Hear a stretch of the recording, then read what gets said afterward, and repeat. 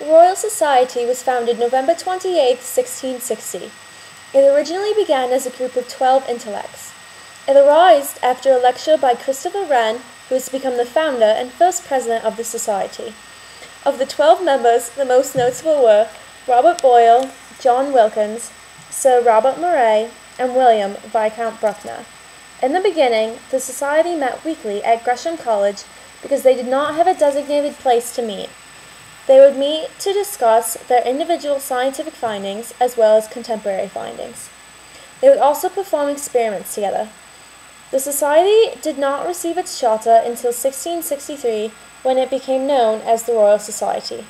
The Society quickly grew as it founded its own library and museum of scientific specimens. Tell us about the Royal Society, Christopher. Well, we met once a week at Gresham College because we didn't have a place of our own. 12 of us started it. We discussed calculus, geography, geology, hockey, the Red Wings, how the Pittsburgh Penguins suck, and natural phenomenon. Our goal was to start a college for the promoting of the physico, mathematical experimental learning. It was awesome. In 1662, the Society published its first 2 books with permission from the Royal Charter. They named this publication Philosophical Transactions. It is still published today and is the oldest scientific journal in the world. In the early days of the Society, one had to be elected as a member to join. The elections were not well established, however, and it was not an original requirement for members to be scientists. But in 1731, it became required that each candidate had to be proposed in writing. The Society was again moved to the Somerset House in 1780, which was an arrangement made by Sir Joseph Banks, who had become president in 1788. Mr. Hooke, what did you think of Isaac Newton? I did not trust Isaac Newton. I was not very quick to accept many of his ideas. People claim that tricky little crumpet plagiarized. And I wholeheartedly concur. Now, what was your role in the Royal Society? Much of my scientific work was conducted as the curator of experiments of the Royal Society. When I died, Isaac Newton, who was president of the Society, destroyed all records of me in the Society, along with the only portrait. Today, the Royal Society has been described as a fellowship of the world's most eminent scientists. The Society publishes 9 peer-reviewed journals, including Philosophical Transactions of the Royal Society, the world's oldest scientific title.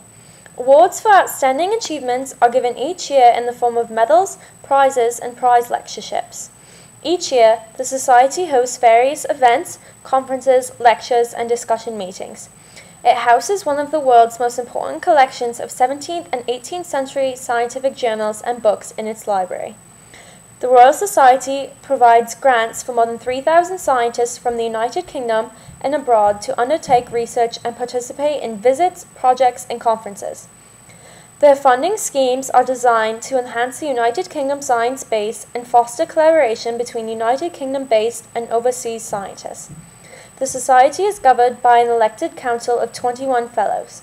The current president is Sir Paul Nurse. The council and officers have a permanent staff of around 140 people. Because the Society is registered as a charity, it receives support from individuals and organizations in the form of gifts and legacies. Isaac Newton became a member of the Royal Society in 1672. He presented one of his new telescopes and his findings on light to the Royal Society. The Royal Society then set up a committee to evaluate Newton's findings, led by Robert Hooke. Hooke had different ideas about light and was slow to accept Newton's ideas. This disappointed Newton and caused him to consider not circulating his discoveries in the future.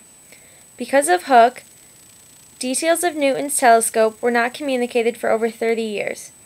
After several more battles between Newton and Hooke, Newton decided to publish the Principia in 1689.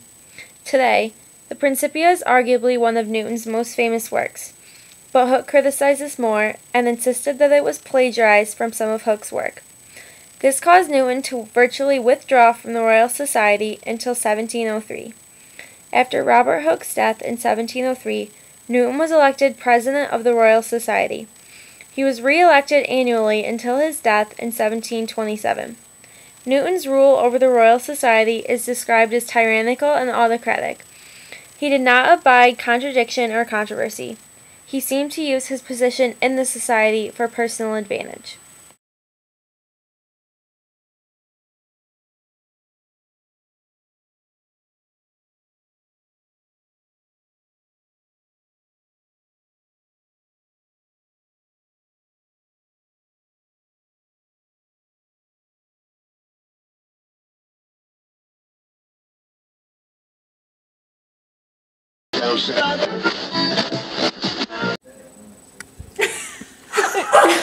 Christopher, tell us about the Royal Society. Nice try, close. Ready. Ew, just got that. Shut up!